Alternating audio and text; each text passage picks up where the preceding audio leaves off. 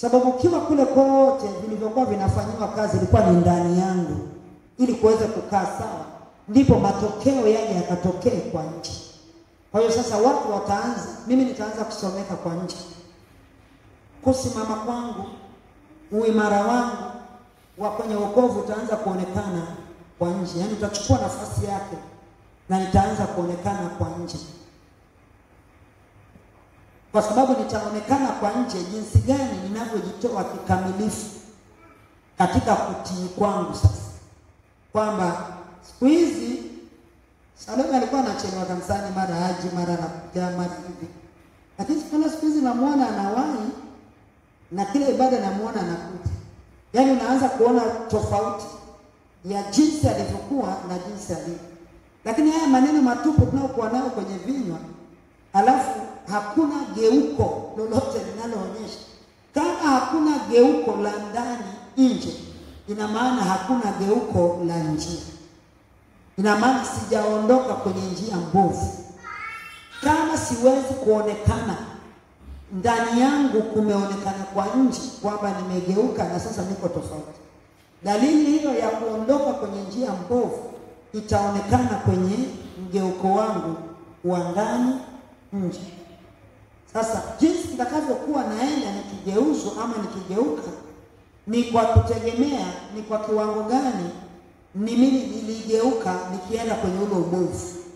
Kwa manake kwa kile kina, kama nikipogeuka kwenda mbali na Mungu, kwa kile kina na ule umbali ambaye nilienda, ndiyo mgeuko wangu utakavyokuwa. Na hii sasa tunasema ni commitment, ni kujitoa kwangu. Sasa hapo tunazungumzia habari ya bidii yangu sasa. Kwamba niligeuka, alafu nikawa na bidii kwenye ule uharibifu. Nikaenda mbali sana. Bidii yoyote niliyokuwa nao ya kwenye uharibifu, ndiyo ni kwa haraka kwa kiasi gani napelekwa kwenda mbali sana bila mimi kujua. Unapotazama kwenye macho ya damu na nyama maisha yako huwezi kuyaona ndani. Sasa utakuja kuelewa kwamba ulienda mbali kwa kiwango gani wakati unapofika wakati wa kugeuka kurejea kwenye mambo mazuri. Kugeuka kwako kutakuwa na gharama kubwa na kutachukua muda, kwa sababu ya kwa kina gani ulienda kwenye uharibifu. Unashangaa kuna mtu mwingine alienda makosa ghafla amerudi, lakini wewe unaona kwamba kurudi kwako imekuwa ni issue. Ni kina kile ambacho na urefu ule ambao mimi nilizama huko. So na hiyo sasa pia kama commitment yangu, yaani kujitoa kwangu kwenye kutendea kazi neno, sasa tunasema kwenye kutendea kazi neno kutakuwa kumeonyesha bidii yangu, bado mgeuko utakuwa wa haraka. Kwa sababu ya nini? Ya speed. Lakini kama mgeuko huo unashindikana kuonekana kwa haraka, ina maana speed yangu ni ndogo. Mimi ni mlegevu na nafanya kwenye uvivu. Kwa hiyo mwendo unakuwa mrefu, safari inakuwa bado ni ndefu ya mgeuko wa ndani kuja nje. Hii inahitaji commitment ya hali ya juu sana, na sio kufanya mzaha. Kuondoka kwenye nafasi kuingia kwenye upotevu, mbona ni rahisi? Sasa hivi inaweza kukuchukua sekunde moja tu umeshaondoka. Ila utaanza kutembea kwenda. Ila kugeuka, kurejea, ninazungumza badiliko la ndani, kuja kurudi mahali ulikuwa. Mimi ninafahamu kwa sababu nilishatoka huko. Gharama yake ni kubwa, lakini inahitaji commitment ya hali ya juu. Kwa maana kujitoa kwangu sio kwenda kivaruvaru. Ukienda kivaruvaru itakuchukua muda na shetani anaweza kukukuta huko pia akakurudisha. Kwa hiyo haitaki mzaa, kwa sababu tunatakiwa kuwa committed, yani kujitoa. Lakini pia nikisha geuka ndani, kwa sababu hapa namba 3 tunaona geuko la ndani nje. Hilo geuko la ndani nje sasa inategemea, kama Roho Mtakatifu ndakuwa bado nampuuzia, ndivyo itakavyokuwa. Nitaenda polepole, sikukua kwangu, kwa maana ile badiliko la ndani halitaonekana kwa haraka. Na kwa namna hiyo sasa bado nitakuwa mwendo wangu ni wa shida. Kwa sababu mwendo wangu, yani ukuaji wangu wa wokovu utakuwa unabeba kama vikwazo vile. ambavyo vinanizuilia mimi kwenda kufika. Lakini hatua hii ya tatu ya geuko ama ile badiliko la ndani ambalo natakiwa sasa kubadilika nje, ndiyo sasa linaniingiza kwenye hatua nyingine ya 4. Hatua ya 4. Hatua ya 4, hii ni hatua inayompa mtu kutendea kazi kile kilichomfanya aione njia sahihi. Unapotendea kazi neno, unapolitendea kazi lile neno, ndipo unaliruhusu lile neno lipate makao ya kudumu ndani yako. Ndipo ruhusu lile neno lipate makao ya kudumu ndani yako. Makao haya ya kudumu ni nini maana? Kwa sababu hapo kwenye tuliangalia kwamba njia ile ni nyembamba, na hiyo njia ambayo ni nyembamba natakiwa niione kwenye Mathayo sura ya 7. Natakiwa niione, na nikisha iona nitafakari na kuhakikisha ndio njia sahihi. Ukisoma mstari wa 13 wa sura ya 7, anasema ingieni kwa kupitia mlango ulio mwembamba, maana mlango ni mpana na njia ni pana iendayo upotevuni, nao ni wengi waingiao kwa mlango huo. Bali mlango ni mwembamba na njia imesonga iendayo uzimani, nao waionao ni wachache. Sasa anaposema huo mlango ni mwembamba, njia ni imesonga, hiyo njia yenyewe ya mimi kuipitia, kwa sababu ni nyembamba na nilizoea kupita kwenye njia pana, inanihitaji niwe na mazoea ya kupitia hapo, yani nisitoke hapo. Kwa maana yake ndio pale kudumu kwenye neno, kulitendea kazi neno, nisitoke kwenye njia hiyo mpaka mimi nizoelee, sio kuzoelea, yani nitumie tu neno kuzoea, nizoee ile barabara nyembamba kuwa ndio makazi yangu. Unaweza kaenda mahali, umetoka kwenye nyumba yako nzuri kaenda kwenye nyumba ambayo ni mbovu, ikakuchukua muda sana, ama kaenda kwenye nyumba ambayo ni mbovu, inachukua muda. Kwa sababu kwanza unakaa kama vile unaona hivi, lakini sasa lazima ufike kwenye hatua ya kuingia kwenye kuzoea, ili iwe sehemu yako, ili iwe sehemu yako. Sasa huo mlango ambao ni mwembamba na hiyo njia ambayo iliyosonga, hapo ndio kwenye njia yani kwenye njia, hiyo njia sasa inapokuwa imegeuka, mimi ninapokuwa nimegeuka na kuwa ndani ya ile barabara, kugeuka kwangu ndani nje ni maana yake sasa ile system yangu ya ndani ambayo ndio itakayoniwezesha mimi kutembea katika barabara hiyo ambayo ni barabara inayosemekana ni nyembamba. Ninapokuwa sasa nimegeuka ndani nje na nizoelee sasa, nizoee, sio neno sahihi, lakini nizoee, yani nijisikie kwamba hii ndio sehemu yangu, nijisikie kwamba hii ndio sehemu yangu, nizoee na kujisikia kwamba hii ni sehemu yangu. Maana yake ni nini? Nijenge mazoea ya kuliishi neno. Mazoea ya kuliishi neno, lazima neno la Mungu liwe karibu na wewe, liwe sehemu yangu, liwe sehemu yangu, liwe karibu na mimi.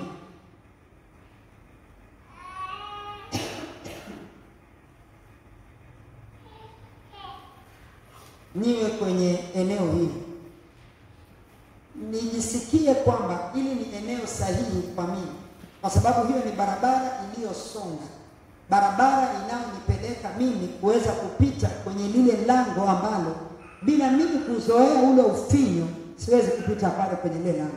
Kwa hiyo kuzoea ile barabara ambayo ni nyembamba ama hiyo njia ambayo imesonga ndio itakayonipa mimi uwezo, kwa sababu anasema yule mlango ni mwembamba. Sasa mimi nitapitaje kwenye ule mlango mwembamba wakati njia yenyewe iliyosonga nimeshindwa? Lazima nifike mahali pa kuwa na ule uwezo wa kupita pale. Kinyume na hapo, mlango ule sitauona, mlango ule utanishinda mimi kuuona, na hiyo inanipelekea mimi kwenye aina ya maisha ambayo nitakayotakiwa niwe naishi, inanipelekea kwenye aina ya maisha ambayo niliyokuwa na ninayotakiwa kuishi.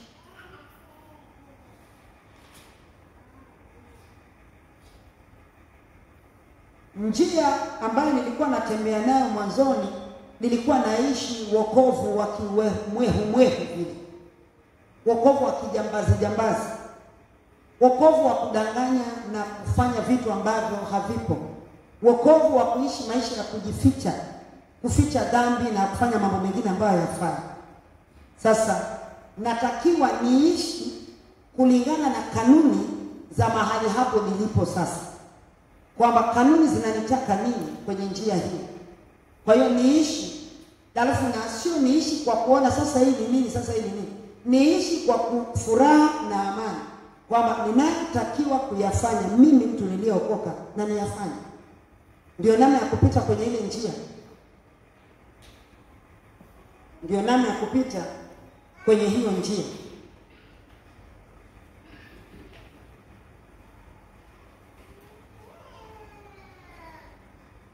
Kwa sababu naweza nikaenda vibaya kwenye huo mlango, kwenye hiyo njia, lakini stili nikashindwa kuona ule mlango ambao nilitaka niweze kuuona.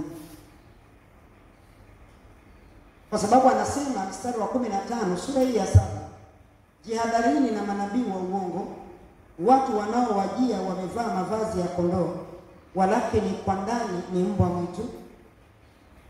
mbwa mwitu wakali. Mtawatambua kwa matunda yao. Je, watu huchuma zabibu katika miiba, au tini katika mibariti? Vivyo hivyo kila mti mwema huzaa matunda mazuri, na mti mwovu huzaa matunda mabaya. Mti mwema hauwezi kuzaa matunda mabaya, wala mti mwovu kuzaa matunda mazuri. Kila mti usiozaa tunda zuri hukatwa na kutupwa motoni. Ndiposa kwa matunda yao mtawatambua. Si kila mtu aniambiaye Bwana Bwana atakayeingia katika ufalme wa mbinguni. Kwa maana yake hata nikipita kwenye hiyo njia, nisipoipita hiyo njia kimstahili, bado ule mlango naotakiwa mimi kuuingia ndio nivuke nipenye na kuingia ndani, sitaweza kuingia. Kwa maana nasema kwamba katika kupita kwenye njia hiyo lazima nipite nikiwa naelewa hapa ndio sehemu yangu. Kwa hiyo mimi nikae na kutii yale ambayo yanayonitaka mimi kuyafanya nikiwa hapa. Kinyume na hapo, nitaishi kwa kunung'unika, nitaishi kwa kutazama vitu vingine, na nitajikuta nimejiingiza kwenye mambo ambayo sio. Nitakuwa mtu wa kutoka na kurudi, kwa sababu nitafuata yale ambayo sio kule nje. Lakini nasema wengi wataniambia siku ile, Bwana Bwana, hatukufanya unabii kwa jina lako, na kwa jina lako kutoa pepo, na kwa jina lako kufanya miujiza mingi? Ndipo nitawaambia dai, sikuwajua ninyi, kama ondokeni kwangu ninyi mtendao maovu. Hawa ni watu ambao waliweza kupita kwenye njia hii kwa sababu waliishi maisha ya wokovu, lakini maisha ya wokovu ambayo hayakutoa uridhio kwake yeye aliye Bwana wetu. Ndio maana watakapofika ndipo watakapoambiwa kwamba mimi siwatambui, kwamba lile lango. Kumbuka Yesu alisema kwenye Yohana sura ya 14 mstari wa 6 kwamba mimi njia, kweli na uzima, kwamba yeye ndio mimi yeye ndio wa kuniingiza. Kwa hiyo kama mimi sikustahilishwa katika ile njia nyembamba wakati tunaipita, siwezi kupenya na kuingia hata nikafanya nini, yeye kama lango mwenyewe. Kwa sababu ya haya sasa ambayo nimeyasema, kama nimekuwa ndani ya wokovu alafu nikawa katika sura hizo, ina maana sijakaa ama kupita katika ile njia kwa namna ambavyo nilitakiwa mimi kupita. Njia imesonga ni kweli, iendayo uzimani. Njia hii inayokuwa imesonga, bado kuna yule ambaye ndio final say. Nisema final say ndio mwenye neno la mwisho, ndio mwenye yaani msemaji wa mwisho wa kunifanya mimi niweze kuingia ama hapana. Sasa mimi ninapokaa na kupita katika hiyo njia ambayo ni nyembamba, lazima mimi niwe na matengenezo katika njia hiyo, nikiwa napita kwenye njia hiyo kama jinsi ambavyo nilikusudiwa kupita kwenye njia hiyo.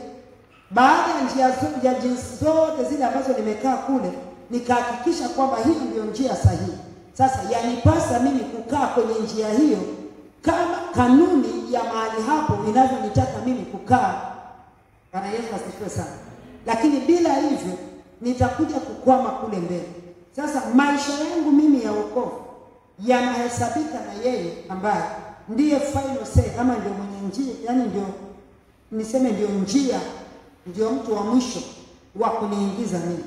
Tunasema hapa duniani kwamba tunaenda mbinguni, lakini bado tunaye wa kuweza kuthibitisha. Lakini bado tunaweza tukathibitishwa endapo tutakaa kwenye ile njia vizuri.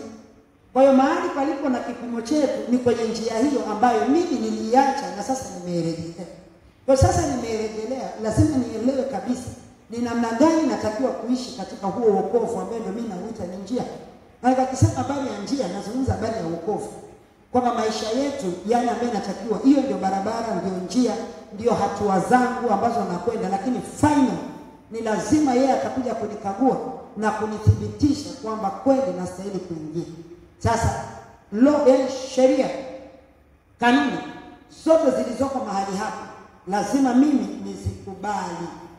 Ndio maana anaposema wanaoiona, jamani, ni wachache. Na kama nitaiona njia hii, basi nitengeneze mazingira ya kukaa kwenye njia hiyo kwa jinsi ambavyo ninavyotakiwa na ninavyostahili. Sasa kama njia hiyo imesonga, kitu gani kimesonga kwenye njia hii? Ni njia inasemekana imesonga. Ni kitu gani ambacho kimesonga kwenye njia hii?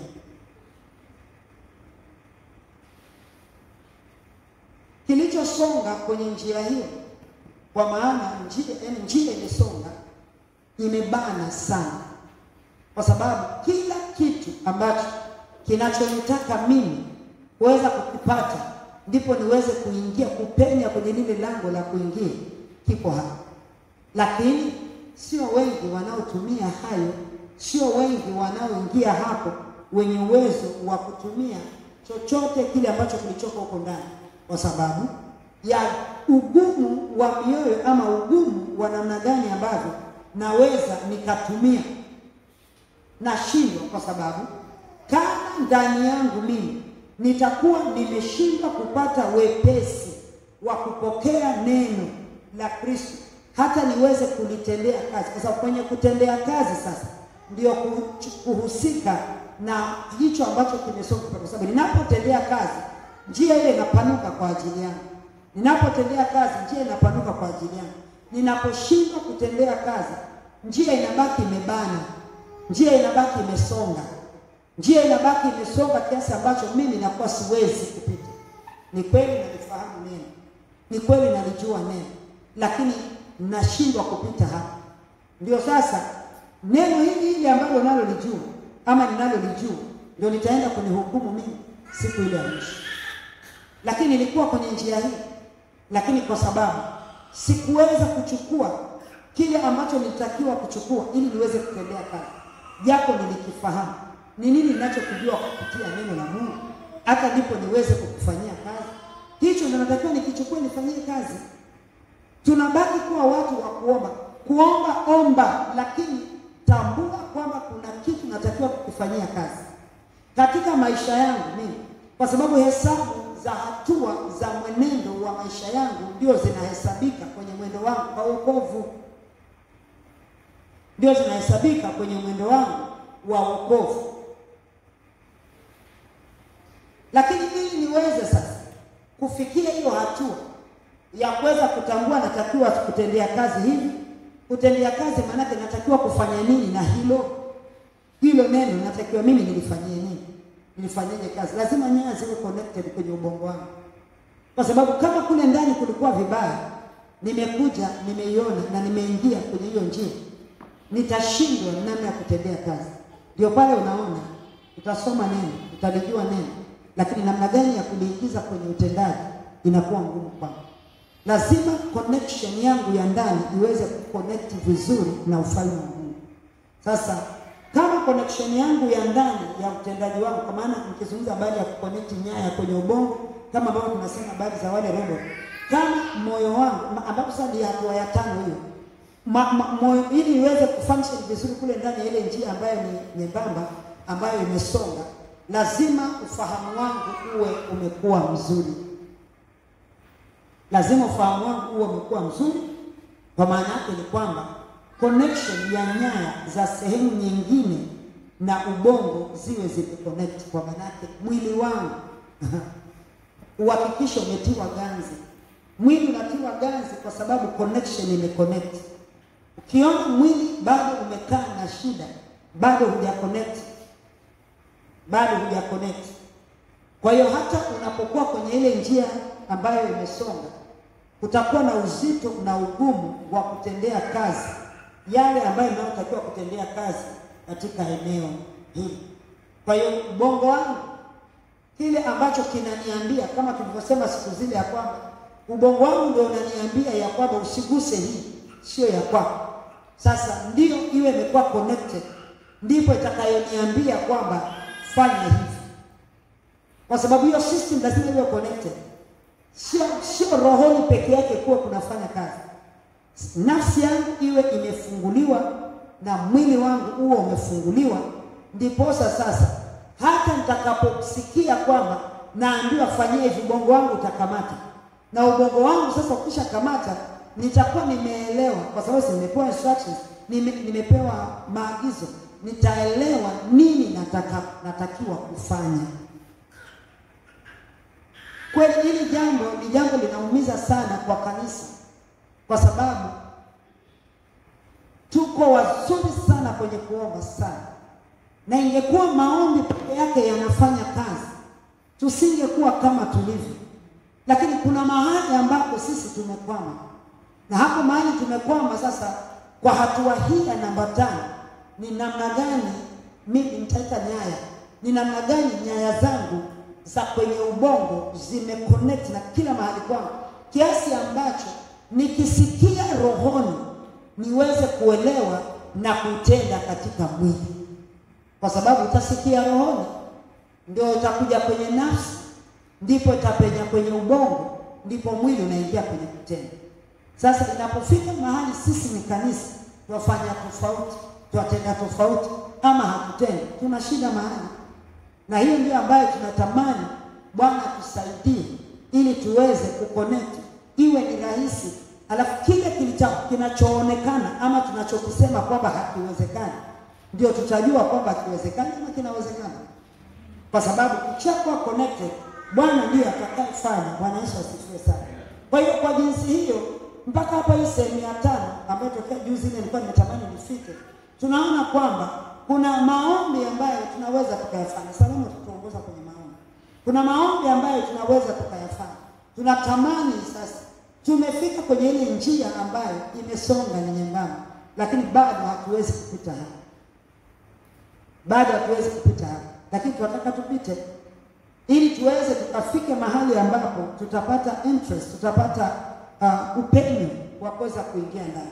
Na kwa jinsi hiyo inabidi Bwana aweze kutuunganisha sasa na ufalme wake, kwa maana nyaya system ya utendaji.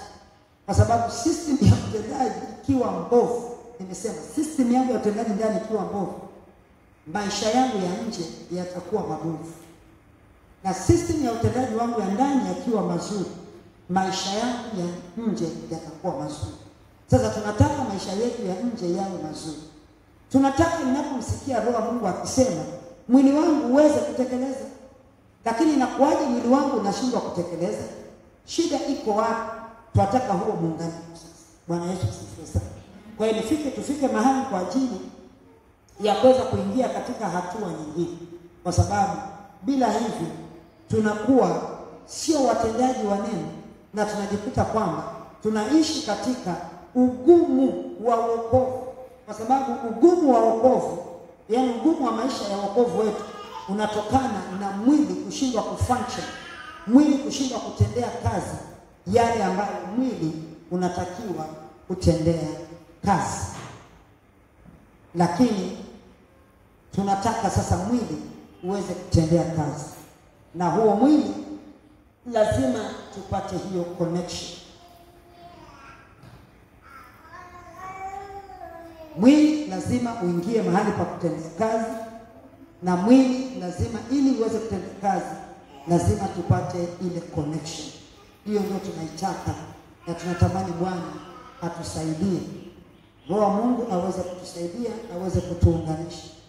Kama robot wana nyaya ambazo zimeunganishwa perfectly kwa akili za kibinadamu, na tumwache Bwana Yesu atusaidie katika eneo hili. Ili kuwa na wepesi wa kuelewa natakiwa kufanya nini. Hata sio kwenye maisha yangu tu, hata kwenye utendaji wangu wa kazi natakiwa kufanya hivi. Kwa nini kiongozi wako kila siku wewe anakuuliza wewe hichi umefanya? Wewe kila siku arudi anasema jambo moja. Basi na aseme leo kwamba hili likae hivi na libakie hivyo. Yaani kwamba ibaki ndani. Hiyo yote shida ni nini? Connection ya mtu. Mtu amesikia saa hiyo anatendea kazi aliyosikia. Lakini baada ya hapo anahama kule. Kwa sababu hakuna mawasiliano kati yake katika system yake ya utendaji. Na ndio unakuta kwamba kazi zetu za kazi ya Mungu zinakuwa zimebeba mvutano. Mvutano ambao unabeba kushindwa, kwa sababu tunashindwa kusogea mbele. Kitu nafikiri kwamba kinaenda, kumbe unakuta kumbe hakiendi, kwa sababu mimi sikujua kama inatakiwa hivi kila siku. Mimi sikujua kwa sababu hivi, lakini tunatamani tuone kwamba Bwana anatusaidia kwenye maisha yetu. Tusimame. Tukiacha wimbo mfupi, alafu tutaingia.